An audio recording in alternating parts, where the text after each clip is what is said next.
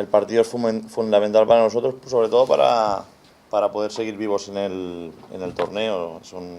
Estamos a 6 puntos de diferencia, de ganar mañana nos situaríamos solo a un partido de Cerro, sabiendo que el fin de semana los dos tenemos compromisos muy complicados, así que sabemos que nuestras aspiraciones al título pasan por el partido mañana. Antes de la Copa tenemos General Díaz, el fútbol es presente y el presente se llama General Díaz.